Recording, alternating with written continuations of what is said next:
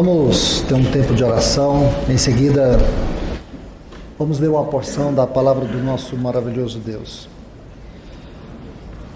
Senhor, nós te entregamos esse tempo, confiados no nome do teu Filho Jesus, que o Senhor, que sonda e conhece os nossos corações, e como bom pastor, somente Tu pode nos conduzir às águas tranquilas, aos pastos verdejantes, por meio da Tua vara e do Teu cajado.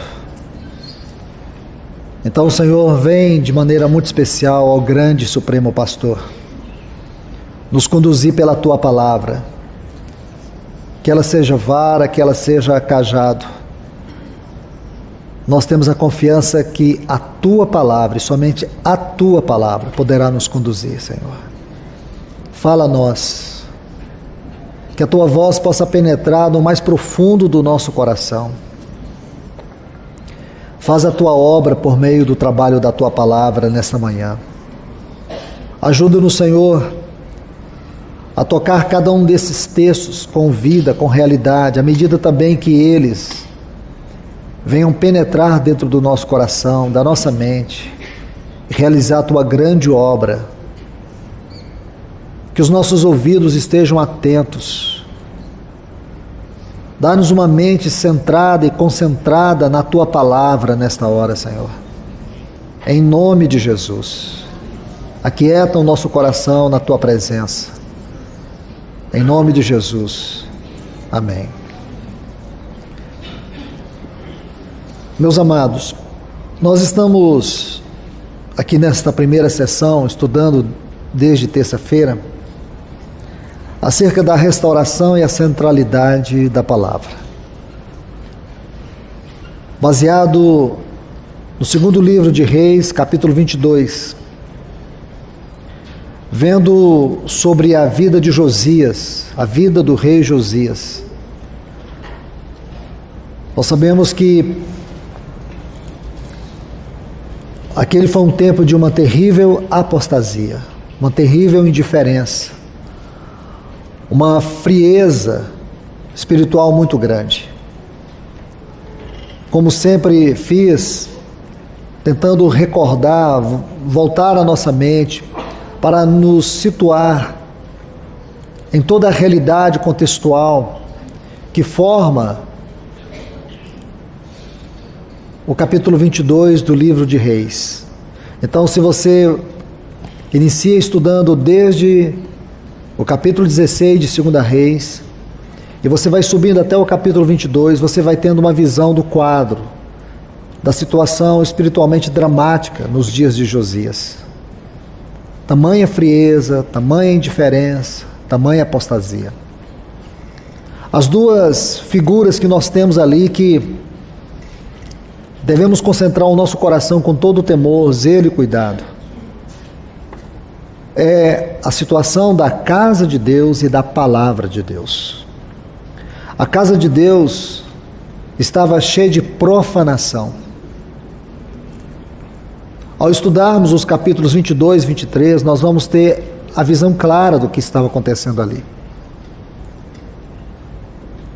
Quando você se dedica mais ao capítulo 23, fica evidente quanta imundícia, quanta perversidade, imoralidade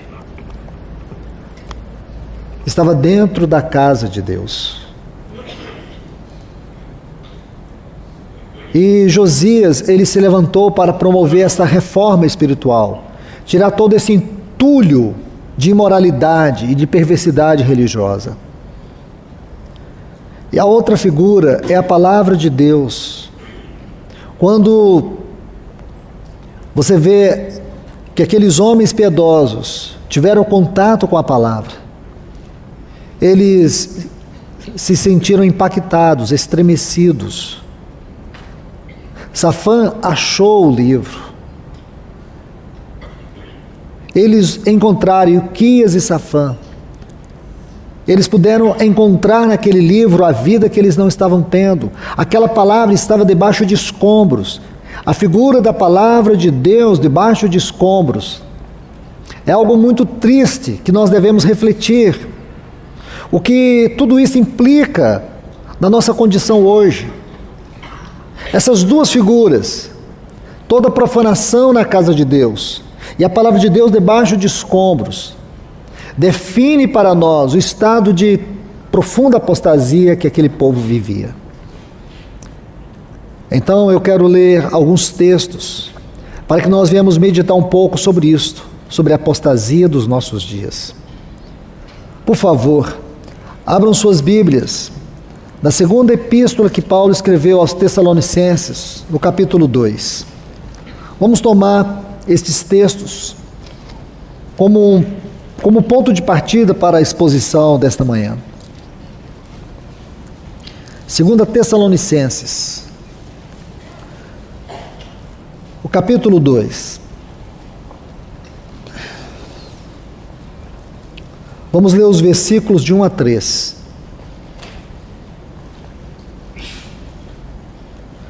Quanto à vinda de nosso Senhor Jesus Cristo e a nossa reunião com Ele, nós vos rogamos, irmãos, que não vos demovais facilmente do vosso modo de pensar, e não vos perturbeis nem por espírito, nem por palavra, nem por epístola, como se fosse nossa, no sentido de que o dia do Senhor chegara. Ninguém de nenhum modo engane a vós, porque não será assim, sem que primeiro venha a apostasia e se manifeste o homem do pecado, o filho da perdição. Somente até aqui. Vamos considerar esses textos como ponto de partida. À medida que você lê esses textos, fica evidente alguns pontos. Primeiro, Paulo está se referindo ao tempo, à atmosfera da vinda do nosso Senhor Jesus. Isso é importante, irmãos.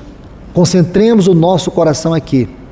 Ele está falando dos dias finais e nos dando aqui, através desta palavra profética, alguns pontos que temos que agarrar com toda firmeza. Ele coloca aqui 2 sinais marcantes concernente o tempo da volta do nosso Senhor Jesus. Ele diz que o primeiro desses sinais é a apostasia. O que é a apostasia? Se você pegar apenas a palavra, talvez você não consiga entender na sua etimologia a explicação do que ela verdadeiramente, espiritualmente, significa. A palavra apostasia vem de 2 vocábulos que significa abandono de princípio. E isso não nos basta, porque à medida que examinamos esta palavra, onde ela ocorre em poucos lugares no Novo Testamento, mas se você observa, esta palavra, ela fala de uma degradação. Este abandono é um desprezo, é dar as costas. Abandonar aqui significa desprezar, ignorar completamente. E Paulo está falando aqui que a vinda do nosso Senhor terá esses 2 sinais: a apostasia e a manifestação do anticristo. E é claro que nós sabemos que a apostasia é um dos itens que compõem a plataforma do governo do anticristo. É um dos itens. Vamos examinar o que realmente significa esta apostasia. Vamos pelo menos ver juntos 3 textos ou 3 porções da palavra que poderão descrever para nós com maior clareza o que realmente significa a apostasia desses últimos dias.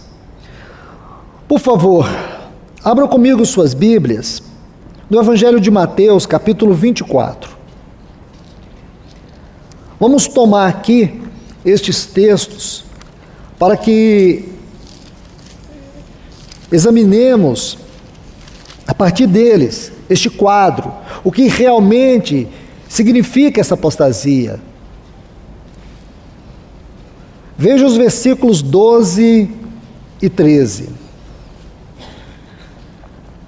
O Senhor Jesus diz assim: devido ao aumento, eu vou ler na Revista Corrigida, e por se multiplicar a iniquidade, o amor se esfriará de quase todos. Aquele, porém, que perseverar até o fim, esse será salvo.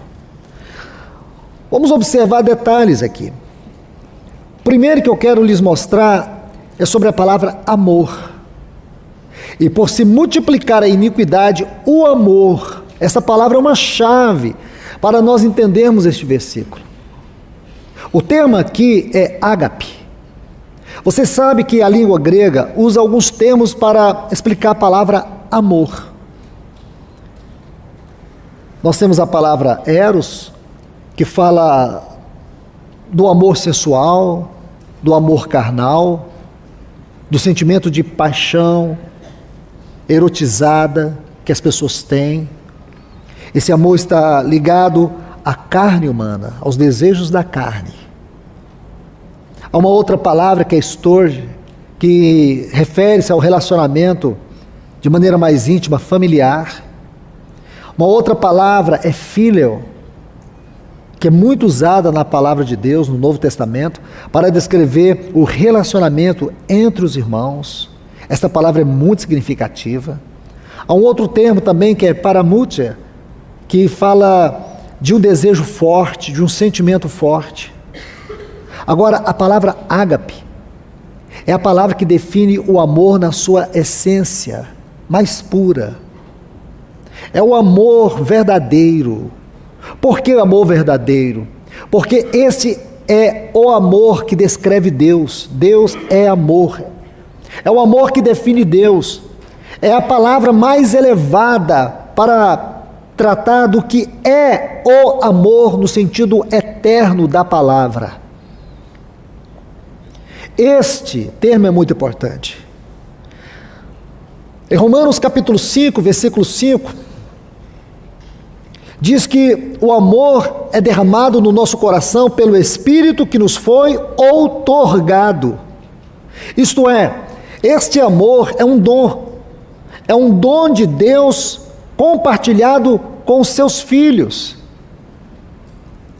Este amor só pode ser experimentado e desfrutado numa vida regenerada.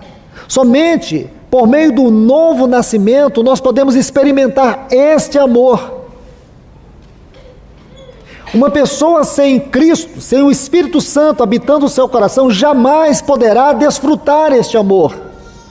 Este amor, ele é estritamente relacional, no sentido mais elevado da palavra. Este amor aqui define o nosso relacionamento com Deus, em sua esfera mais profunda. Então, quando você lê esta frase, por se multiplicar a iniquidade que faz oposição a este amor, a palavra aqui é quebra de princípios. Essa palavra é usada para rebelião, para desobediência. E o Senhor está dizendo que por se multiplicar a iniquidade, o termo aqui, mesmo sendo genérico, mas abrange toda essa esfera do mal. Abrange o que nós estamos vendo hoje. O mundo está sendo tomado por umas densas nuvens de trevas, de iniquidade, em todas as esferas, daquilo que nós podemos dizer, as esferas que constituem todo o sistema que rege este mundo. Todas essas esferas, sejam elas políticas, sociais, econômicas, religiosas, sejam elas quais forem, todas elas estão tomadas de densas trevas de iniquidades. Aí o Senhor diz, e por se multiplicar a iniquidade. o amor, este amor ágape, este amor que é Deus. E aqui nós precisamos perceber o significado e a profundidade desta palavra, em especial neste contexto, o que ele realmente está dizendo. Ele está dizendo que o nosso amor não é o nosso amor uns com os outros, é o nosso amor no sentido espiritual da palavra, no sentido relacional da palavra. E quando eu digo no sentido relacional, pelo que já foi dito, você já consegue discernir. O nosso relacionamento com Deus vai esfriar. O nosso relacionamento no sentido mais profundo vai ser consumido, usurpado, engolfado pelas trevas da iniquidade. Aí ele diz assim, o amor se esfriará. Esta palavra aqui, a tradução correta dela é perder o entusiasmo, perder a força. Nosso Senhor está sendo tão claro. Aquele, porém, que perseverar. Lembra, 2 Timóteo, capítulo 2, versículo 2. Se perseverarmos com Ele, também com Ele reinaremos. Então veja, olha o que o texto está dizendo. A iniquidade, e nós podemos ver isso dentro da realidade do mundo que nós estamos vivendo nessa presente hora. Veja o quanto de iniquidade tem tomado conta deste mundo numa velocidade assustadora. Se você, com sensatez e sobriedade, analisar as mudanças de comportamento, de conduta, porque aquilo que nós chamávamos de perversidade há 10 anos atrás, hoje é cultura, especialmente no nosso país e em muitos outros.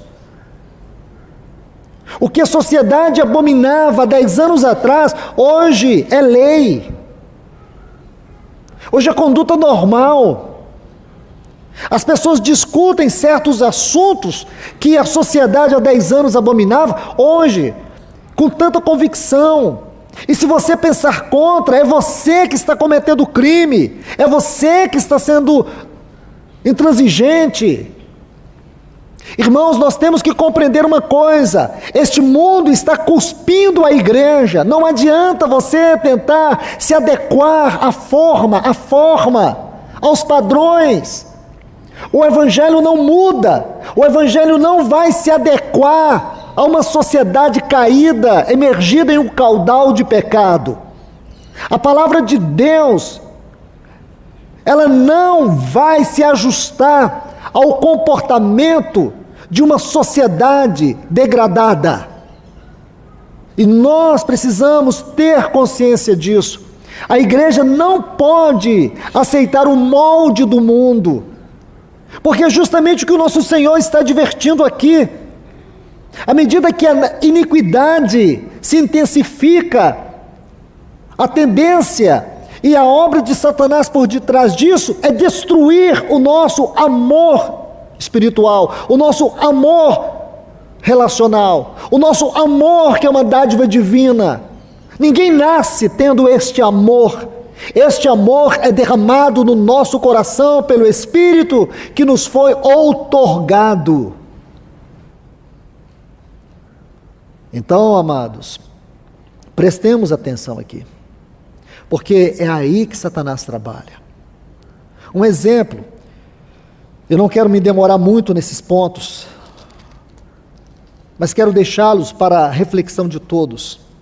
É a carta à igreja de Éfeso, aqui em Apocalipse capítulo 2.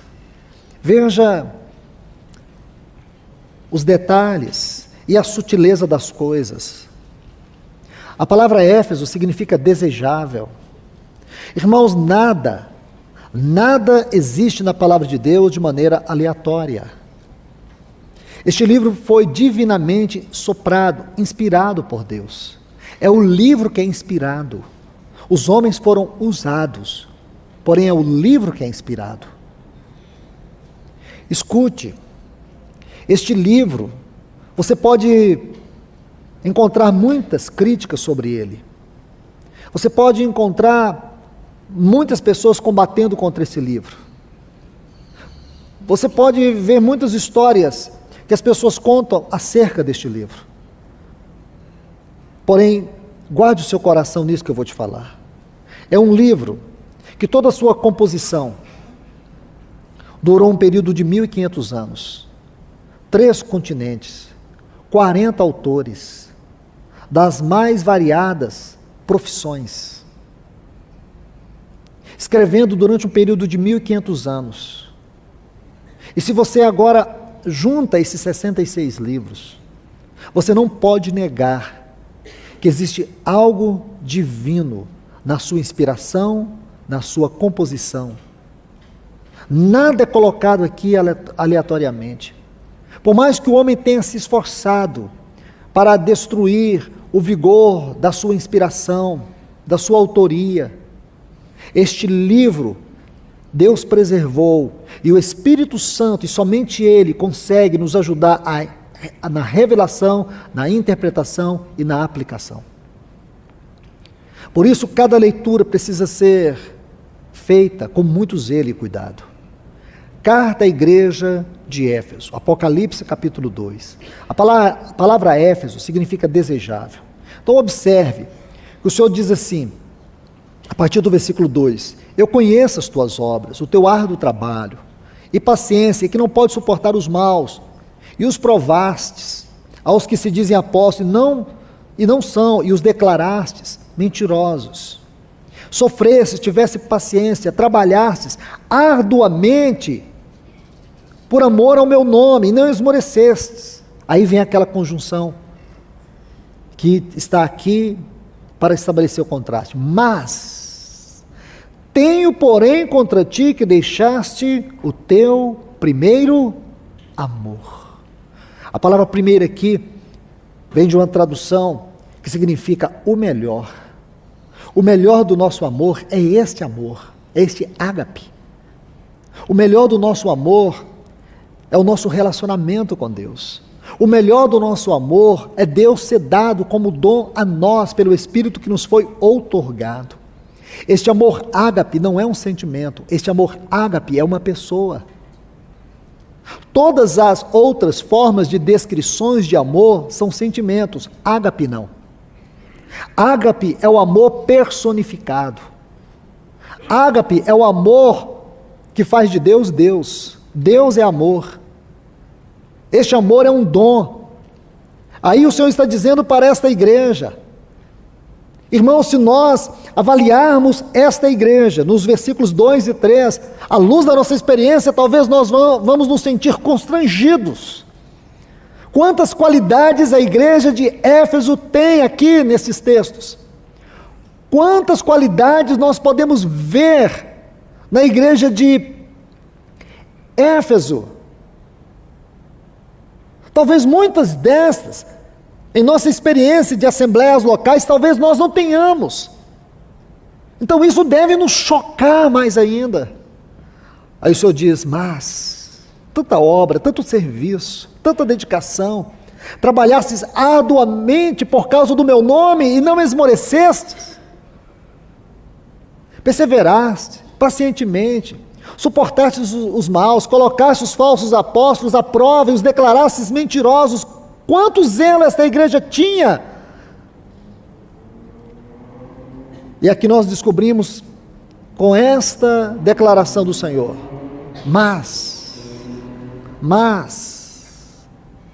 tenho contra ti. O Senhor não pode ter nada contra nós, irmãos. E se Ele tem algo, Ele tem que tratar. E nós temos que dar toda a liberdade para que o Senhor trate profundamente com a sua vara e com o seu cajado, conduzindo e disciplinando. Mas tenho contra ti que deixaste o melhor do teu amor. O amor deveria ser a base de todo o nosso serviço ao Senhor. O duro e o mais difícil é quando nós tentamos constranger a Deus no nosso serviço, no nosso suor, e não no nosso amor.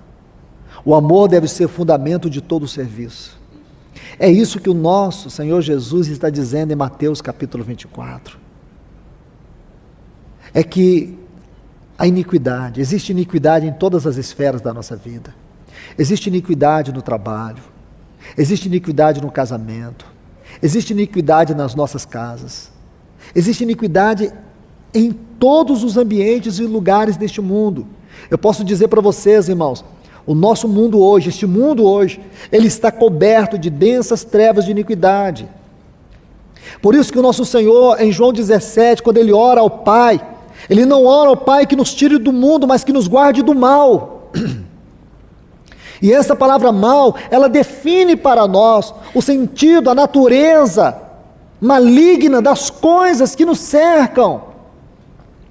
Família não é pecado, trabalho não é pecado, lazer não é pecado. A questão, irmãos, é o quanto de iniquidade estão dentro das coisas boas da nossa vida. É o quanto nós não temos visto que estamos perdendo a consagração, porque a consagração é a fonte do poder espiritual. O nosso vigor espiritual está na consagração, é o quanto das coisas que são boas podem sofrer corrosão, corrupção, pela iniquidade governante deste mundo, e podem tudo isso destruir o nosso vigor espiritual, destruir o nosso amor a Deus. E aí você não percebe como a fé está diluída, como a omissão, a complacência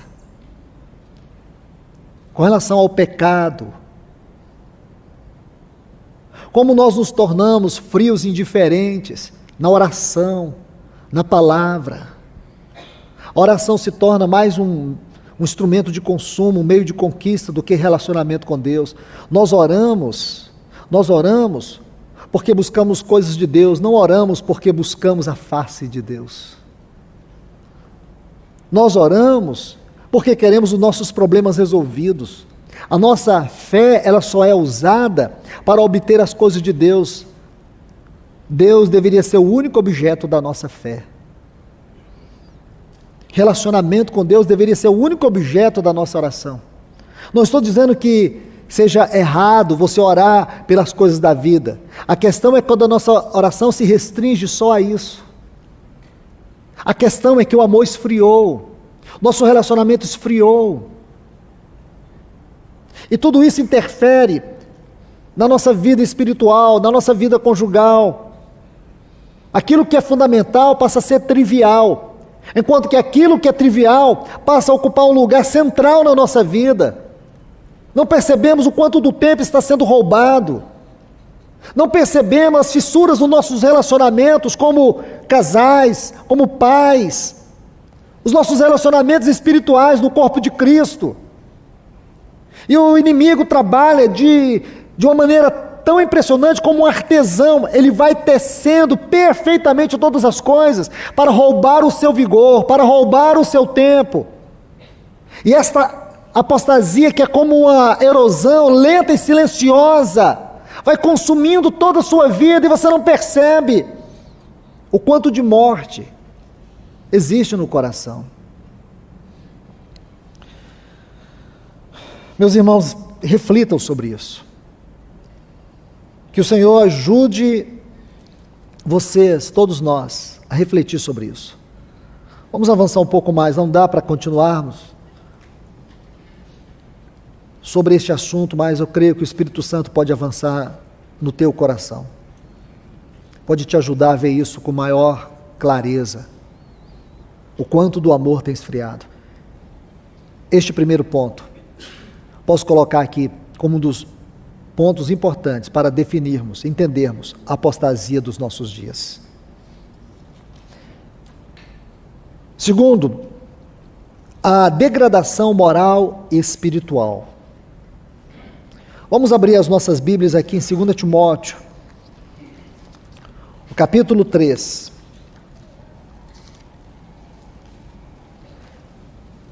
Prestemos atenção na leitura desses textos. Eu vou usar aqui a versão atualizada. 2 Timóteo, capítulo 3. Inicia assim: sabe. Isso aqui é importante, porque o tempo verbal aqui exprime a ideia de saber continuadamente. Você precisa saber, sabe. Então veja bem, o tempo verbal exprime aqui a ideia de um saber continuadamente. Você não pode perder isso de vista. Deixe-me tentar levar você a entender o peso dessa palavra, sabe. Isto é, não ignore, esteja atento, sabe. Porém, nos últimos dias, sobrevirão tempos difíceis. Paulo aqui está fazendo apenas uma pequena introdução. Ele vai colocar algumas sentenças. Então ele está fazendo uma exposição muito importante. Sabe, não seja ingênuo. Tempos difíceis vêm por aí, é isso que ele está dizendo. Estamos vivendo os últimos dias. Então, por favor, observe esses pontos que eu estou colocando para vocês. Antes dele colocar algumas sentenças, é importante que nós saibamos isso. Sabe, porém, nos últimos dias sobrevirão tempos difíceis. Então veja, primeiro, Paulo está dizendo, nós, irmãos, estamos vivendo os últimos dias. Segundo, estes dias são dias terrivelmente difíceis e perigosos. Terceiro, esses dias são decorrentes de atividades de homens maus, perversos, iníquos. E quarto, nós devemos discernir esses dias à luz da palavra de Deus, para julgar se nós estamos preparados ou não. Outro ponto que ainda preciso mostrar, a palavra difíceis. Esse termo só ocorre 2 vezes em todo o Novo Testamento. A primeira vez está em Mateus, capítulo 8, e o versículo 28, que diz assim: tendo ele chegado à outra margem, a terra dos Gadarenos, vieram-lhe ao encontro 2 endemoniados, saindo dentre os sepulcros, e a tal ponto furiosos. Esta palavra, furiosos, é a mesma palavra que você vai encontrar aqui, nesse versículo 1 de 2 Timóteo, capítulo 3. Furiosos. Paulo está dizendo, nos últimos dias sobrevirão tempos furiosos. Irmãos, eu preciso repetir isso. Eu creio que essa primeira parte, eu posso colocar assim, essa introdução que Paulo faz, ela deve ser lida com muito cuidado, ela deve ser lida com oração. Paulo está dizendo, não sejam ingênuos. Ele está dizendo, irmãos, irmãs, vocês não têm o direito de ignorar os dias que vocês estão vivendo. Pense, se ele disse isto há quase 2000 anos atrás, e estes textos, eles foram inspirados exclusivamente, exatamente para nós. É claro, irmãos, que esses textos, que essas palavras tiveram o seu lugar na experiência de Timóteo. Porém, o que o Espírito Santo tinha em vista, porque aqui ele está falando de últimos dias. Timóteo não viveu os últimos dias. Porém, Paulo, ele escreveu uma palavra soprada por Deus. O que quer dizer? Que Deus, em primeiro lugar, ele soprou esta palavra, tendo em vista nós. Paulo escreveu para Timóteo, porém o Espírito Santo escreveu para nós. Consegue entender? Timóteo leu, é claro. Porém, irmãos, quando eu e você lemos, podemos colocar as coisas nos seus devidos lugares.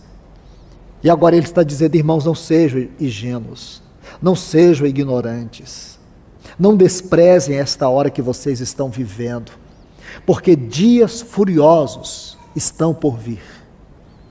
E esses dias furiosos serão os últimos dias, antes da volta do nosso Senhor. É isso que ele está dizendo aqui. Vamos seguir. Sabe, porém, isso, nos últimos dias sobrevirão tempos difíceis, pois, essa palavrinha aqui, pois, é importante também. Poderemos trocá-la com o sentido de porque. Ele vai dizer que os tempos serão difíceis, porque os homens serão difíceis. Estaremos vivendo na pior sociedade. Na pior sociedade. Os homens serão egoístas, isto é, amantes de si mesmos, narcisistas. As pessoas vão cultuar o próprio corpo. As pessoas vão dar uma ênfase à vida pessoal mais do que todas as coisas. As pessoas vão amar a si mesmas mais do que os seus próprios cônjuges, mais do que os seus próprios filhos, mais do que qualquer outra coisa. Elas serão amantes de si mesmas, avarentas, isto é, amantes do dinheiro.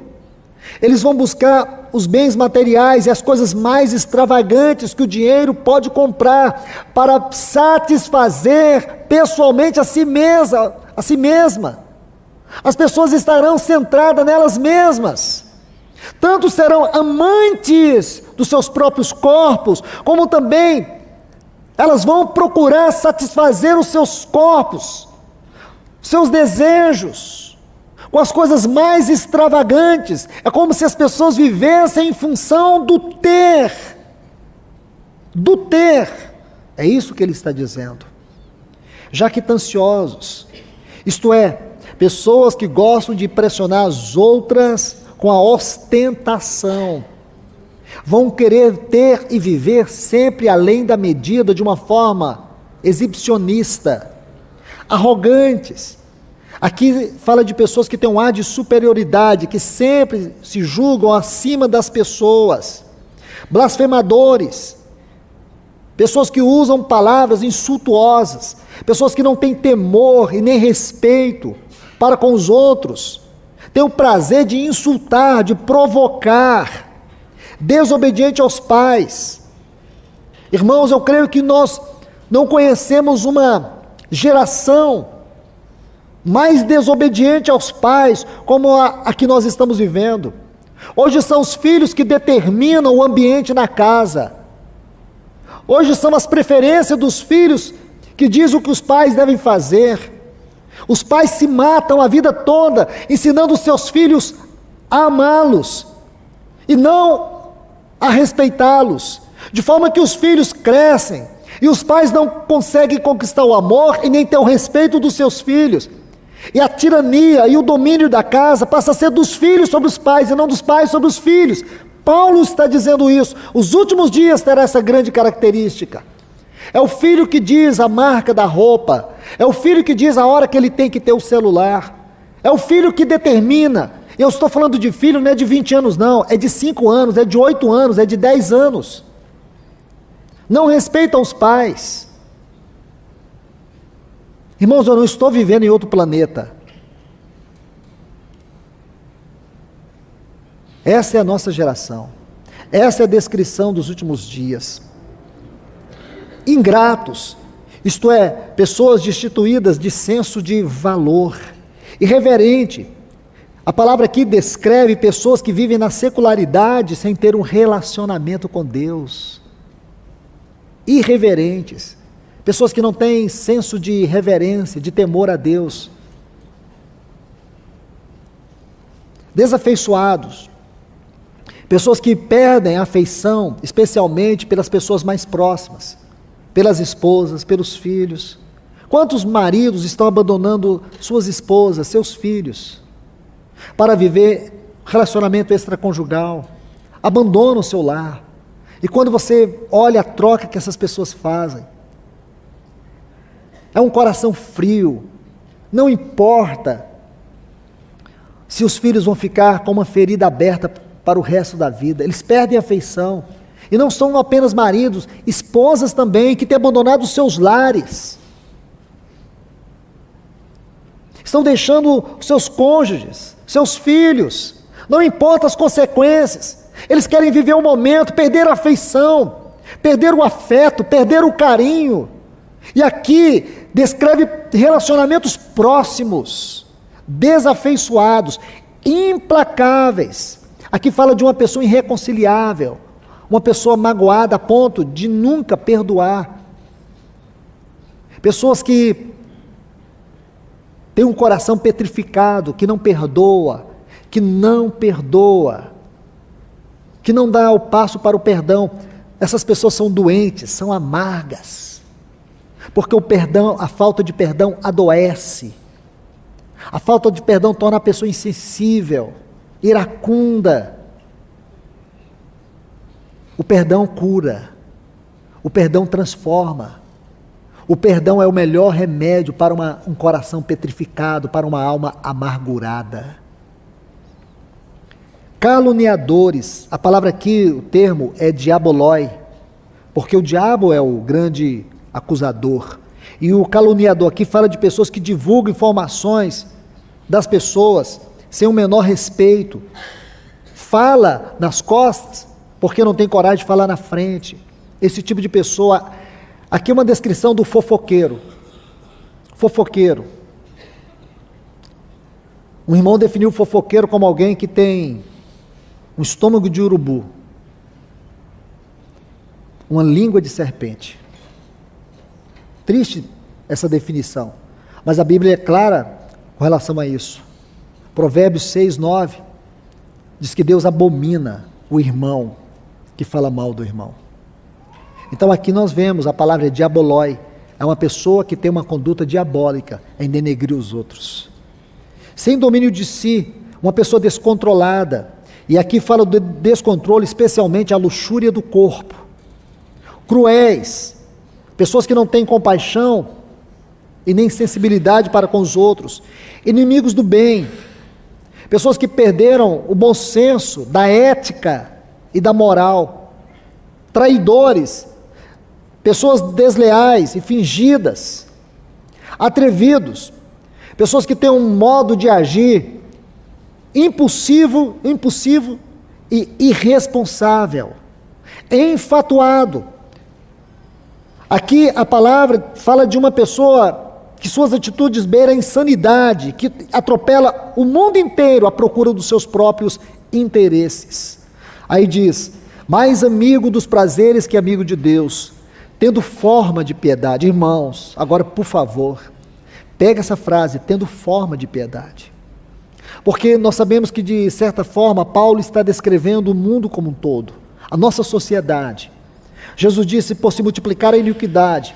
Nós sabemos que a palavra iniquidade aqui é uma atmosfera maligna que atinge as pessoas. Agora, podemos dizer assim, o Senhor Jesus colocou a verdade do ponto de vista objetivo. Paulo está colocando a mesma verdade do ponto de vista subjetivo. Então, aqui ele está descrevendo os detalhes daquilo que o nosso Senhor falou de maneira objetiva. Agora, eu quero que você preste atenção nesta frase, tendo forma de piedade. Ele está dizendo que essas pessoas que praticam tudo isso, é o que estremece o meu coração, diz tendo forma de piedade. Então nós podemos deduzir o seguinte, que essas pessoas que Paulo está dizendo, talvez aqui nós possamos ganhar luz com o que o Senhor disse. Por se multiplicar a iniquidade, o amor de muitos se esfriará. E talvez nós estamos vendo aqui o resultado do amor que se esfriou, do relacionamento com Deus que acabou. Consegue entender? Consegue configurar essas passagens? E é sério, irmãos. Se você segue lendo, você vai ver justamente isso. Amigos dos prazeres, do que amigos de Deus, tendo forma de piedade. É importante você ver aqui, porque a palavra piedade, ela fala de três coisas: fidelidade, reverência e temor. Ele está dizendo que essas pessoas têm forma de piedade, irmãos. Ele está dizendo que todas essas descrições nós podemos encontrar em pessoas que têm forma de piedade. E se você segue lendo aqui, você vai ver que ele embaixo, no versículo 8, ele vai dizer assim, é como Janes e Jambres. Estão vendo? Vamos subir um pouquinho para fortalecer o argumento. Olha o versículo 6. Porque esses são os que introduzem nas casas. Quem? Esses que têm forma de piedade. Então você precisa separar algumas frases para você ter uma ideia exata do que realmente está aqui nos textos e que o Espírito deseja comunicar a nós. Observe, Porque esses aqui que ele descreveu, esses, em cada uma das sentenças descritas por ele, esses são os que se introduzem nas casas, levam mulheres cativas, mulherzinhas cativas, carregadas de pecados. Aí versículo 7, que sempre estão aprendendo, mas nunca podem chegar ao conhecimento pleno da verdade. Irmãos, sejamos honestos na nossa leitura da palavra. Por mais que você concorde que, de alguma forma, Paulo está descrevendo a sociedade mundana, pervertida, e eu posso dizer que, possivelmente sim, porém, ele está colocando isso de maneira subsidiária. Esse não é o ponto focal. Ele está mostrando que é possível que estas pessoas estejam vivendo uma vida de falsa piedade, de falsa espiritualidade, de falsa fidelidade, de falso temor, de falsa reverência. É isso que ele está dizendo. Ou então, irmãos, eu não sei, e acredito que muitos vão dizer a mesma coisa, eu não sei mais ler a Bíblia. Se nós não temos coragem de enfrentar a realidade, então por que nós tocamos textos assim? Eu não sou pessimista. Nós precisamos ser realistas. É a apostasia, é isso que ele está dizendo. Então ele vai falando aqui, aí ele diz no versículo 8, é como Janes e Jambres, que resistiram a Moisés, assim também esses aqui tem que concordar, irmãos. Isso chama-se hermenêutica. A hermenêutica que nos dá segurança na leitura, na exposição, na explicação das sentenças das Escrituras. Estes. Então aqui Paulo está dando até nomes. Quem são esses dois? Janes e Jambres. Os eruditos dizem que esses dois aqui são aqueles magos do Egito. Se você abrir sua Bíblia, em Êxodo, não vamos nos deter muito tempo, mas rapidamente aqui em Êxodo capítulo 7, 8, eu vou passar rapidamente, vou ler os textos bem rápido para vocês aqui. Êxodo capítulo 7, versículo 11 diz: E Faraó também chamou os sábios, os feiticeiros e os magos do Egito, e fizeram os mesmos com seus encantamentos. Versículo 22 ainda do capítulo 7 de Êxodo, Êxodo 7, 22, porém os feiticeiros do Egito fizeram o mesmo com seus encantamentos, e o coração de Faraó se endureceu. Capítulo 8 de Êxodo, versículo 7, e os feiticeiros fizeram o mesmo com seus encantamentos, e fizeram as rãs subirem sobre a terra do Egito. Versículo 18, ainda deste mesmo capítulo 8, fizeram os feiticeiros o mesmo para produzir os piolhos com seus encantamentos, mas não o puderam. Veja, irmãos, quando você estuda aqui este texto de 2 Timóteo capítulo 13, essa menção que Paulo faz a esses dois homens, e você descobre que esses dois homens aqui é uma referência a esses magos e feiticeiros do Egito. O que nós podemos deduzir com clareza, irmãos? Veja que a oposição desses magos consistia em imitar até onde fosse possível o poder de Deus na vida de Moisés e Arão. Não era um poder divino, era um poder maligno. Esse poder tinha a capacidade da imitação e não da realização. O que eles faziam era apenas uma imitação. E mais ainda, e aqui é o ponto importante, o que nos ensina todos esses textos que nós acabamos de ler nos capítulos 7 e 8 do livro de Êxodo. Porque Deus estava realizando aqueles milagres para mostrar o seu poder sobre Faraó, mostrar o seu dedo a Faraó. Mas Deus também estava realizando aqueles milagres, porque Deus estava julgando o Egito, e o objetivo principal de Deus não era simplesmente julgar a Faraó, julgar o Egito. O desejo ardente do coração de Deus era tirar o seu povo do Egito. Então os milagres de Deus, por meio de Moisés, era para tirar o povo do Egito. Aí nós entendemos agora, Janes e Jambres, todo o poder maligno sobre a vida deles era para aprisionar o povo no Egito. Tem forma de piedade, negam-lhe, entretanto, o poder. A obra das trevas, no campo espiritual, e há muitos textos que reforçam isso, que nesses últimos tempos, obras das trevas virão sobre este mundo para poder enganar, milagres com o propósito de enganar, de seduzir, de aprisionar as pessoas. Por isso muitos não terão nenhuma dificuldade quando o falso profeta vier para poder fazer suas grandes façanhas, para seduzir toda uma geração de religiosos para seguir o anticristo. E o Senhor está nos advertindo, esse tempo é um tempo perigoso, este é o tempo que nós estamos vivendo, então sejamos cuidadosos, é isso que ele está dizendo. E por último, para encerrar, vamos avançar aqui.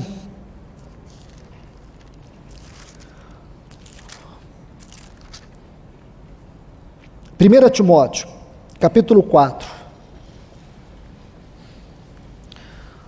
Nós vamos ver agora, não apenas a degradação moral e espiritual, o esfriamento do amor, vamos ver mais um ponto, a disseminação do engano na esfera doutrinária.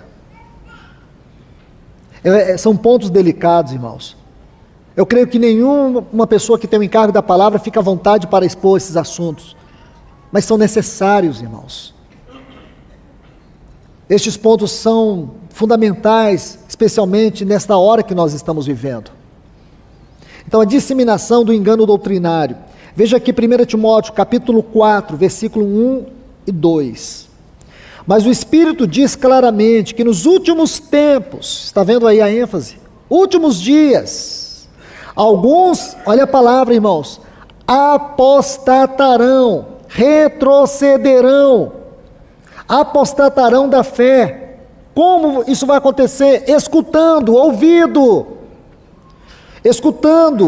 espíritos enganadores, doutrinas de demônios, que com hipocrisia falarão mentiras, tendo cauterizado a própria consciência. Vamos ler esses textos devagar, irmãos. Ora, o Espírito afirma expressamente que nos últimos tempos alguns apostatarão, retrocederão, afastarão da fé, por obedecerem a espíritos enganadores, que levam alguém a pensar e a agir e ter uma conduta errônea, que conduz ao erro. E ensinos de demônios, pela hipocrisia. Irmãos, vamos observar com cuidado. Hipocrisia fala da atuação de um artista, de um profissional da arte. Aqui nós sabemos que esse profissional, ele é um profissional do engano, um profissional da mentira, um dissimulado, que é também uma palavra para explicar este termo hipocrisia, dos que falam mentira. O termo aqui significa que ensina falsamente e que tem cauterizado, isto é, marcar com fogo a própria consciência das pessoas. Nós sabemos que a consciência é uma faculdade do espírito. O espírito é a parte mais profunda do ser, do homem. Está aqui, irmãos, cauteriza a consciência, neutraliza a consciência, porque a consciência, irmãos, ela nos foi dada por Deus para que nós tenhamos habilidade de ouvir a palavra de Deus, de receber a palavra de Deus. Por que essas pessoas, os seus ouvidos estão cauterizados? Observe o que ele diz: escutando espíritos enganadores. Como pode uma pessoa dar ouvidos a espíritos enganadores? Simples razão para isso: sua consciência está cauterizada, ela não consegue perceber, ela não consegue discernir, então ela não consegue ver, ela não consegue sentir o engano, a mentira, ela não percebe o perigo dessa distração espiritual, porque sua consciência está cauterizada. E muitos dizem, irmão, se a minha consciência não me condena, maior é Deus. Parece que está dizendo uma grande verdade. Sabe por que a consciência não condena? É porque ela está cauterizada. Sabe por que a pessoa não está incomodada com a sua frieza, com a sua indiferença? Está levando a vida de qualquer jeito, é porque a consciência está cauterizada. A pessoa não se sente incomodada, nem mesmo com o pecado. Não se sente incomodada pelo distanciamento, pelo abandono, por afastar da comunhão com Deus, da comunhão com os irmãos. A pessoa não se sente incomodada por ter uma vida de oração tão fria, tão indiferente. Sempre que ora está cansado, e geralmente sempre ora é no momento que vai dormir, e quando ora, oração é relacionamento, e a pessoa não se sente incomodada de não ter um relacionamento com Deus, e o máximo que consegue ter é um relacionamento religioso ou interesseiro, como se Deus fosse algo utilitário para essa pessoa. Como não consegue ver, como não consegue sentir essa apostasia? Mente ou consciência cauterizada.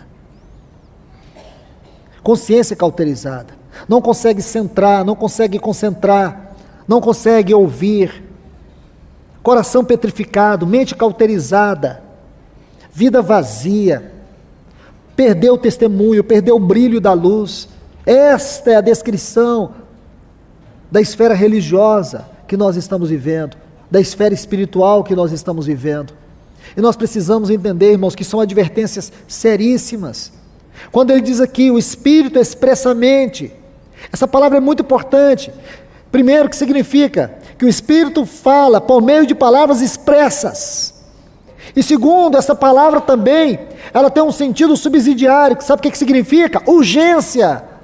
O que o Espírito Santo está falando aqui é claro e é urgente. E mais ainda, ele diz que espíritos enganadores. O que quer dizer essa frase, espíritos enganadores? Ilusões demoníacas, ensinadas por profissionais da mentira.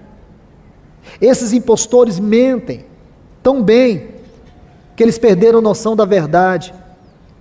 Eles enganam como um artista, seduz as pessoas. Meus irmãos, que o Senhor tenha misericórdia de nós. Eu vou encerrar por aqui, mas espero que o Senhor nos ajude com essas 3 porções da sua palavra. Aquilo que o nosso Senhor e Paulo nos diz por meio desses 3 textos, que descrevem com tanta clareza a realidade contextual a qual nós estamos vivendo. E esta erosão, esta apostasia, esta indiferença, esta frieza, nós estamos tão perto da volta do Senhor, irmãos. E há um remanescente com o coração inflamado, com um desejo ardente, anelante pela volta do Senhor. Este é o coração da noiva, não é um coração de apostasia, é um coração de anelo. É um coração que tem fome do Senhor. Esse deve ser o nosso coração nesta hora, irmãos. Como é possível você e eu ouvirmos, lermos tanto sobre a iminência da volta do Senhor e prosseguirmos tão frios, tão indiferentes? Eu creio que se nós temos o mínimo de sensibilidade espiritual, nossa oração sempre vai ser essa: Senhor, inflama o meu coração de amor por Ti. Que o desejo pela Tua volta possa arder dentro de mim.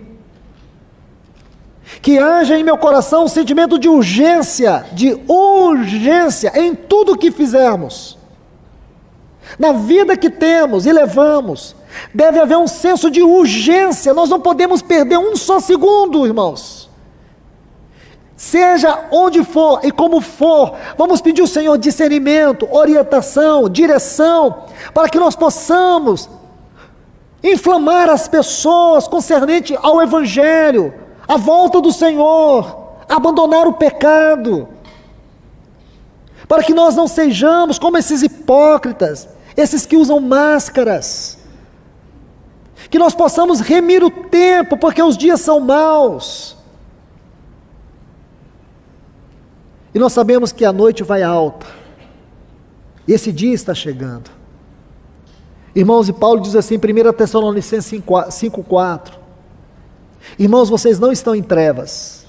1 Tessalonicenses 5,4. Vocês não estão em trevas, para que esse dia, como ladrão, vos apanhe de surpresa.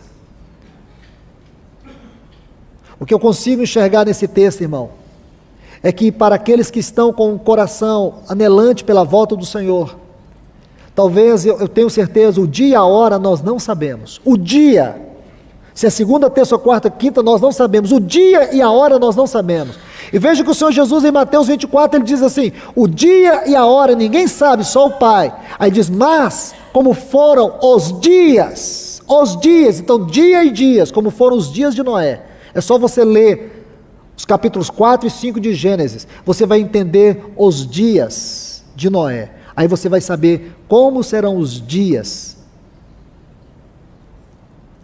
que antecederão os dias finais, os dias em torno, os dias contextuais da volta do nosso Senhor.